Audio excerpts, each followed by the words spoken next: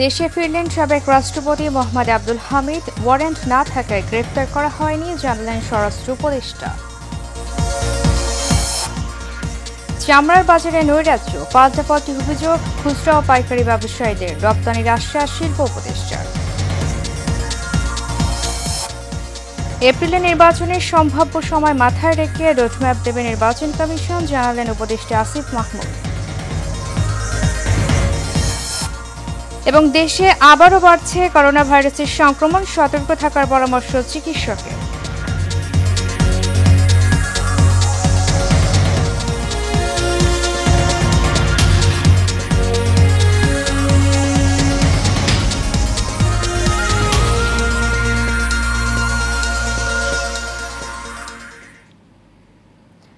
সবাইকে ঈদ মোবারক।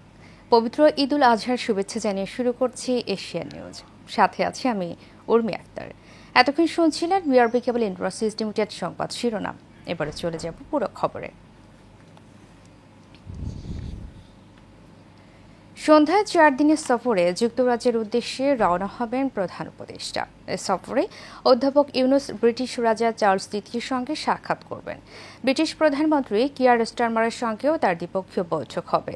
দুদেশের সম্পর্ককে নতুন করে পুনরুজ্জীবিত এবং অর্থনীতি, বাণিজ্য, বিনিয়োগের ক্ষেত্রে আরও ঘনিষ্ঠ সহযোগিতা করার লক্ষ্যে প্রধান উপদেষ্টার এই সফর। এছাড়াও মর্যাদাপূর্ণ কিংস চার্লস হারমোনি অ্যাওয়ার্ড গ্রহণ করবেন প্রধান উপদেষ্টা অধ্যাপক ডক্টর মোহাম্মদ ইউনুস।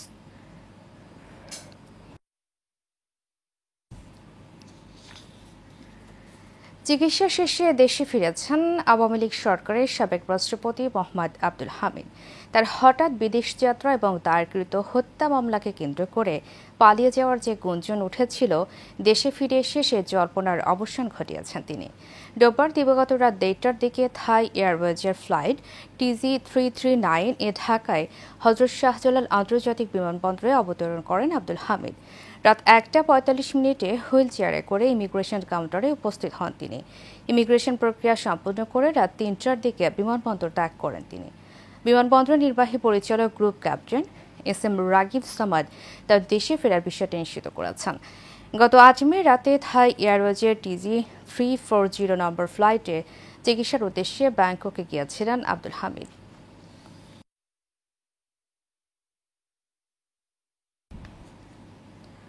স্বরাষ্ট্র উপদেষ্টা লেফটেন্যান্ট জেনারেল অবসরপ্রাপ্ত মোহাম্মদ জাহাঙ্গীর আলম চৌধুরী বলেছেন, সাবেক রাষ্ট্রপতি আব্দুল হামিদের বিরুদ্ধে কোনো ওয়ারেন্ট নেই, তাই বিমানবন্দরে তাকে গ্রেপ্তার করা হয়নি। দুপুরে নারায়ণগঞ্জের 2,500 ফলিত পুষ্টি গবেষণা ইনস্টিটিউট পরিদর্শনে গিয়ে গণমাধ্যম কর্মীদের এক প্রশ্নের জবাবে তিনি কথা বলেন। স্বরাষ্ট্র উপদেষ্টা আরও বলেন, আব্দুল হামিদের বিরুদ্ধে তদন্ত চলছে, অপরাধ প্রমাণিত হলেই তাকে গ্রেপ্তার করা হবে।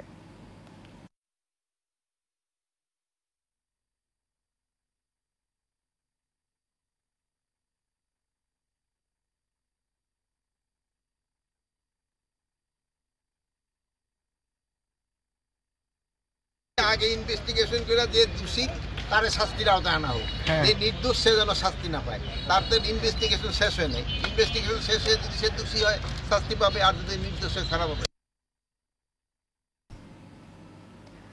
সিন্ডিকেটের কবলে পড়ে চামড়ার বাজারে নেমেছে ধস। যেখানে 7 বছর আগেও 2000 থেকে 2800 টাকায় বেচা কেনা হতো চামড়া, সেখানে এখন 300 থেকে 500 টাকায় চামড়া বিক্রি করছেন ব্যবসায়ীরা। খুচরা ব্যবসায়ীরা বলছেন, উদ্দেশ্য প্রণোদিতভাবে প্রশ্নবিদ্ধ করা হচ্ছে চামড়া শিল্পকে। এদিকে ট্যানারি মালিকদের অসহযোগিতা এবং আন্তর্জাতিক বাজার হারারই চামড়ার বাজারে ধস বলছেন পাইকাররা। শাখাত হোসেনের ক্যামেরায় মেহেরাব সুমনের রিপোর্ট।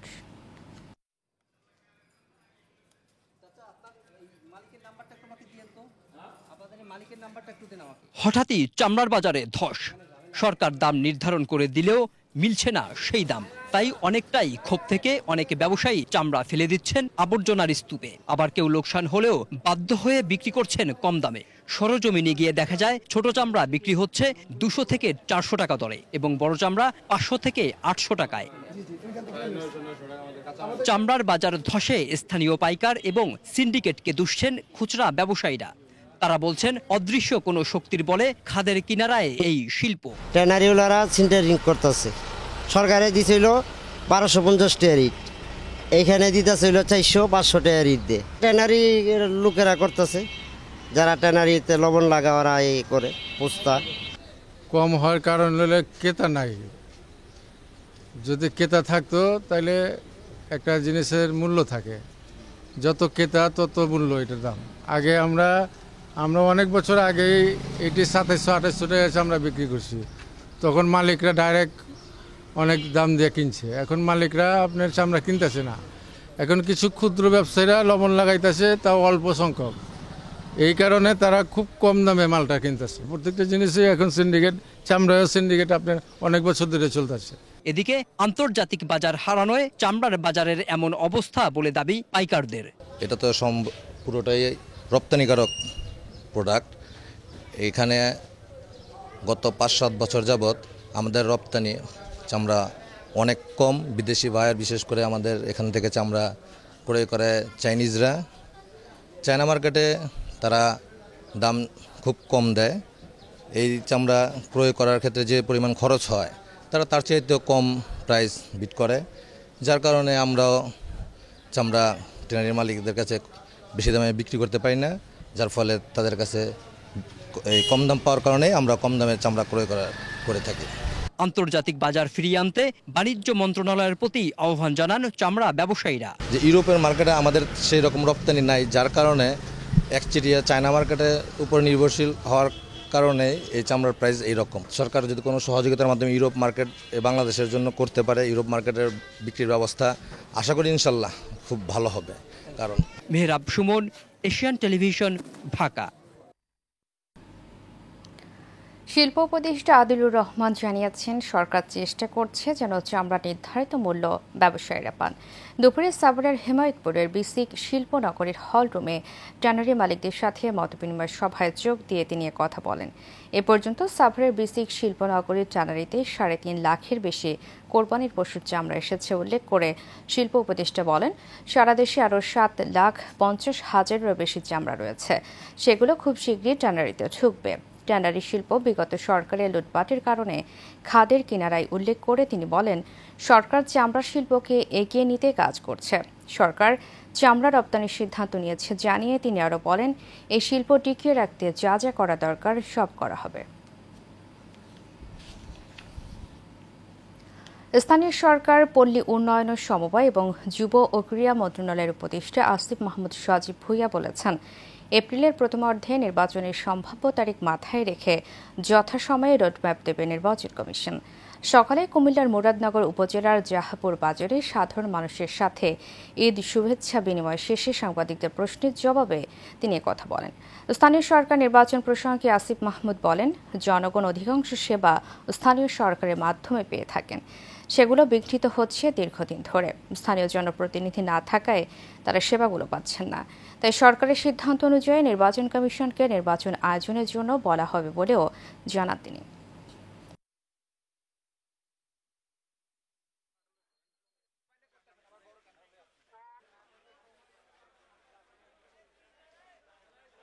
নির্বাচনের রোডম্যাপ তো হয়নি, একটা ডেট দেওয়া হয়েছে, সম্ভাব্য ডেট এপ্রিল মাসের প্রথমার্ধে, এবং এই ডেটকে মাথায় রেখে নির্বাচন কমিশন একটা রোডম্যাপ যথাসময়ে দেবে। সোমবার থেকে পরবর্তী নির্দেশ না দেওয়া পর্যন্ত সচিবালয়ে প্রধান উপদেষ্টার সরকারি বাসভবন যমুনার আশেপাশে সভা সমাবেশ নিষিদ্ধ ঘোষণা করেছে ঢাকা মেট্রোপলিটন পুলিশ ডিএমপি। রাজধানী হোটেল ইন্টারকন্টিনেন্টাল মোড় ছাড়াও কাকরাইল মসজিদ মোড়, অফিসার্স ক্লাব মোড় ও মিন্টু রোড এলাকাও এ নিষেধাজ্ঞার আওতায় থাকবে। রোববার ডিএমপি কমিশনার শেখ মোহাম্মদ সাজ্জাদ আলী সই করা গণবিজ্ঞপ্তিতে এই তথ্য জানানো হয়েছে। জনশৃঙ্খলা প্রধান উপদেষ্টা নিরাপত্তা রক্ষার স্বার্থে ঢাকা মেট্রোপলিটন পুলিশ অর্ডিন্যান্সের 29 ধারায় অর্পিত ক্ষমতা বলে সোমবার 9 জুন থেকে পরবর্তী নির্দেশ না দেওয়া পর্যন্ত এ নির্দেশ সকলকে মেনে চলার আহ্বান জানানো হয়েছে। দেশে আবারও করোনার প্রকোপ বাড়ছে। নতুন 2টি ধরনেরই মধ্যে ছড়িয়ে পড়েছে প্রতিবেশী দেশ ভারতে। দেশেও আক্রান্তের সংখ্যা 80 ছাড়িয়েছে। এ নিয়ে কিছুটা শঙ্কার কথা জানিয়ে বিশেষজ্ঞরা বলছেন, ধরন দুটি করোনার শক্তিশালী ধরন ওমিক্রনের JM1 ভ্যারিয়েন্টের উপধরন। নতুন এই ধরন মানুষের রোগ প্রতিরোধ ক্ষমতা ভেঙে ফেলতে পারে। তাই এখনই সতর্ক হওয়ার পরামর্শ দিচ্ছেন বিশেষজ্ঞরা। আনসারুল ইসলামের ক্যামেরায় ওয়ালিদ সিদ্দিকের রিপোর্ট। বাড়ছে করোনার সংক্রমণ। এরই মধ্যে করোনার নতুন দুটি ধরন XMG ও XMC শনাক্ত হয়েছে। ধরন দুটি ওমিক্রনের JM1 ভেরিয়েন্টের উপধরন। নতুন ধরন দুটি শক্তিশালী এবং সংক্রমণের মাত্রাও বেশি। স্বাস্থ্য অধিদপ্তরের দেয়া তথ্য মতে চলতি বছরের এপ্রিল মাসে আক্রান্ত হয়েছিল 23 জন, কিন্তু মে মাসে এর সংখ্যা বেড়ে দাঁড়ায় 86। গত বৃহস্পতিবার করোনায় আক্রান্ত হয়ে মারাও যান একজন। তাই সতর্কতা হিসাবে জনসমাগমে মাস্ক পরার অনুরোধ জানিয়েছেন স্বাস্থ্য অধিদপ্তর। পরিস্থিতি মোকাবেলায় এখন থেকেই সবাইকে সতর্ক থাকার পরামর্শ এই চিকিৎসকের। ইদানিং দেখা যাচ্ছে আসলে সংক্রমণটা কিছুটা হলে বাড়ছে, যেটা ওমিক্রনের সাবভেরিয়েন্ট। অনেক সময় দেখা যাচ্ছে শক্তিশালী হয়ে অনেক ছড়িয়ে পড়ে, অনেক সময় দুর্বল হয়ে পড়ে। তো অন্যান্য দেশে কিন্তু, বিশ্বের অন্যান্য দেশে কিন্তু সংক্রমণের মাত্রা বাড়ছে। সতর্কতামূলক যেমন মাস্ক পরা এবং সাথে যখন বাইরে বের হচ্ছে সাবান দিয়ে ভালো মতো বিশ্বের হাঁটতে ধরা, স্বাস্থ্যবিধি মানাটা, যেটা অনেকে 2 বছর ধরে একদমই কম আছে দেখে ভুলিয়ে গেছে স্বাস্থ্যবিধিকে মানতে হয়। সেই জিনিসটা জোরদার করার জন্য সাথে স্ক্রিনিং করা, যে জায়গায় বিমানবন্দর, বিমানের এলাকা যেটা পোর্ট অফ এন্ট্রিগুলো আমাদের যেগুলো আছে সেগুলোতে ব্যবস্থাপনা আছে, কিন্তু সবাইকে বলবো যে একটু সাবধানে চলার জন্য। এদিকে নতুন করে করোনার সংক্রমণ রোধে এরই মধ্যে দেশের বিভিন্ন প্রবেশদ্বারে নেওয়া হয়েছে সতর্কতা। বিমানবন্দরে ইমিগ্রেশনের প্রবেশস্থলে হেলথ স্ক্যানিং ইকুইপমেন্ট বসানো হয়েছে। এছাড়া রেলে যাতায়াতে মাস্ক পরার পাশাপাশি স্বাস্থ্যবিধি মেনে চলার পরামর্শ দিয়েছে রেল কর্তৃপক্ষ। Walid Siddiqui, Asian television, Dhaka.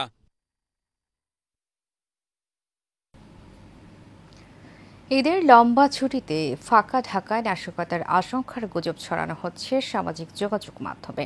এ নিয়ে চলছে নানান জল্পনা কল্পনা।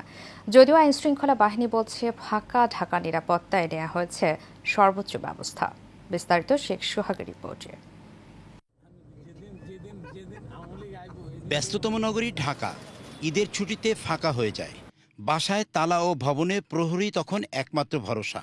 ফাঁকা ঢাকায় বেড়ে যায় চুরি, ছিনতাই, ডাকাতির আশঙ্কা। 5ই আগস্টের পর পুলিশের অবস্থা নাজুক হওয়ায় চুরি, ডাকাতি, ছিনতাই আরও বেড়েছে বলেছেন নগর পরিকল্পনা। দেশকে অস্থিতিশীল করার জন্য কিন্তু একটা চক্র। ঈদের ছুটিতেও কিন্তু এই ধরনের বিভিন্ন ক্ষেত্রে প্ল্যান্ড নাশকতা, যেটা দেশকে দুর্বল করার জন্য।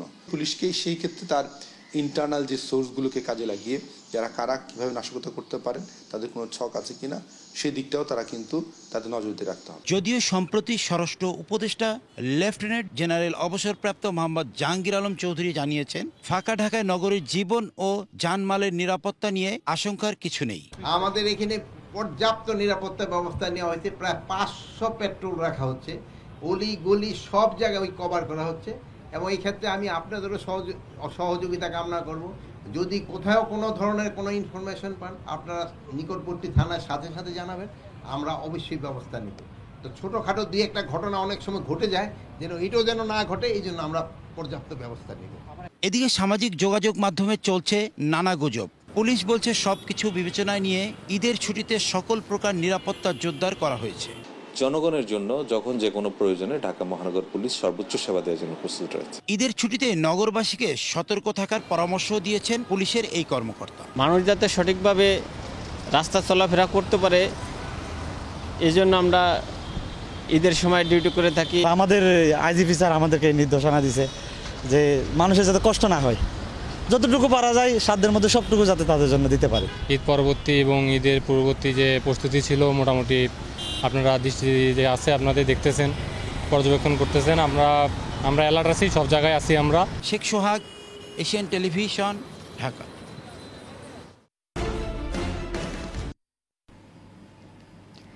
পবিত্র ঈদুল আজহার ছুটি কাটাতে বিশ্বের দীর্ঘতম সমুদ্র সৈকত কক্সবাজারে জড়ো হয়েছেন দেশের বিভিন্ন প্রান্তের পর্যটকরা। পর্যটন সংশ্লিষ্ট ব্যবসায়ীরা জানান, ঈদের তৃতীয় দিনে সৈকতের বিভিন্ন পয়েন্টে বিশেষ করে লাবণী, সুগন্ধা, কলাতলিতে পর্যটকের ঢল নেমেছে। এছাড়া পর্যটকের মুখর ইনানি, হিমছড়ি ও পাটুয়ার টেক সৈকতেও, ফলে জমে উঠবে ব্যবসা বাণিজ্য। হোটেল রেস্তোরাঁ মালিকদের ভাষ্য অনুযায়ী 9, 10 ও 11 জুন টানা 3 দিনে সৈকত ভ্রমণে আসবেন অন্তত 4 লাখ পর্যটক। এই 3 দিনের জন্য শহরের 5 শতাধিক hotel, motel, resort, guest house ও কটেজে 95% কক্ষ বুকিং হয়ে গেছে। 12 থেকে 19 জুন পর্যন্ত 7 দিনে আরও 5 লাখের বেশি পর্যটক আসার সম্ভাবনা রয়েছে। এ সময়ের জন্য কক্ষ বুকিং হচ্ছে 76%। সব মিলিয়ে ঈদের ছুটির 10 দিনে সৈকতে অন্তত 9 লাখ পর্যটক আসবেন বলে ধারণা করা হচ্ছে।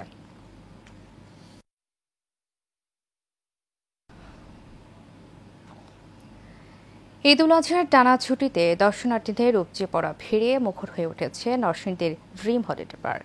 ঈদ উপলক্ষে আকর্ষণীয় রাইডের পাশাপাশি বর্ণিল সাজে সাজানো হয়েছে পার্কটিকে। হৃদয়েশ সরকার রিপোর্টে জানাচ্ছেন শেখ ফাহিম। ঢাকা সিলেট মহাসড়কের পাশে নরসিংদী সদর উপজেলার পাঁচদোনার চৈতাবতে অবস্থিত ড্রিম হলিডে পার্ক। ঈদের ছুটিতে একটু বিনোদনের খোঁজে দেশের বিভিন্ন স্থান থেকে আগত দর্শনার্থীরা ভিড় করছেন পার্কটিতে। দৈনন্দিন জীবনের ক্লান্তি দূর করতে শিশু থেকে শুরু করে সব বয়সী মানুষের পদচারণায় মুখরিত পার্কটি। আগে একবার আসা হয়েছিল, এবার দ্বিতীয়বার আমরা একবার আইসা অনেক ভালো লাগছে, তাই 30 জন নিয়ে আসছি ফ্যামিলি। ঈদ উপলক্ষে সবাই একসাথে হয়ে এখানে আমরা ঘোরার জন্য আসছি। তো এখানে আপনারা এখানে অনেক ধরনের বিভিন্ন রাইড আছে, তারপরে আপনার ওয়াটার পার্ক আছে। আমি এসেছি আমার আম্মুর সাথে, আমার ছোট ভাই আছে, আমার ছোট একটা বোন আছে, এদের সাথে এসে আমার খুব ভালো লাগছে। এখানে আমাদের আরো 2বার আসা হয়েছে, তো ওই তখন ভালো লাগছে দেখে এখানে আবার আসা হয়েছে। এখানে নতুন কিছু আরো হয়েছে, যখন আসলাম তখন এগুলো হয় নাই, সো এগুলোর জন্য আবার আর কি আসা, যে কিরকম হয়েছে সেটা দেখার জন্য, ঘোরার জন্য। সো ভালোই লাগতেছে এখানে। ঈদ উপলক্ষে আন্তর্জাতিক মানের এই পার্কটিতে যাতে দর্শনার্থীরা নিরাপদ ও স্বস্তিদায়ক পরিবেশে ঈদ উদযাপন করতে পারে সেদিকে বিবেচনায় রেখে সব ধরনের ব্যবস্থা নেওয়া হয়েছে বলে জানান ড্রিম হলিডে পার্কের ব্যবস্থাপনা পরিচালক। প্রত্যেকটা ঈদে আমরা চেষ্টা করি কিছু নতুনত্ব প্রতিস্থাপনের জন্য। এইবারও তার ব্যত্যয় ঘটেনি। আমরা এবার ড্রিম হলিডে পার্কে বিশেষ করে আমাদের এশিয়ার অন্যতম সবচেয়ে আকর্ষণীয় যে রাইডটা আমরা স্থাপন করেছি, গত ঈদে পূর্ণাঙ্গ করতে পারিনি, কিন্তু এইবার ঈদে পূর্ণাঙ্গভাবে সেটা প্রতিষ্ঠিত হয়েছে, সেটা রিভার ক্যাপ। দর্শনার্থীরা জনপ্রতি 350 টাকার টিকিট কেটে পার্কে প্রবেশ করতে পারবেন। প্রতিদিন সকাল 9টা থেকে সন্ধ্যা 6টা পর্যন্ত খোলা থাকছে পার্কটি। Sheikh Fahim, Asian television. শেষ করব এশিয়ান নিউজ। তারিখে বিআরবি কেবল ইন্ডাস্ট্রিজ লিমিটেড সংবাদ শিরোনামগুলো জানিয়ে দেব আরও একবার।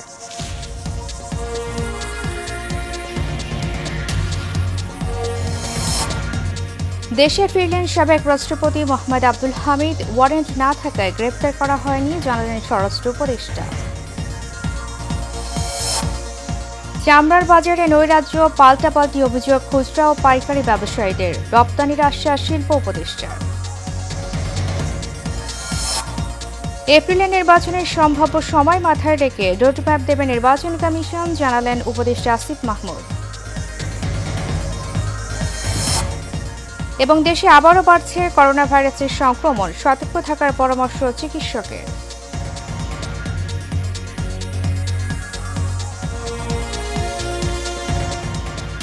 এশিয়া নিউজ এ পর্যন্ত। পরবর্তী সংবাদ দেখার আমন্ত্রণ জানিয়ে শেষ করছি। ধন্যবাদ সবাইকে।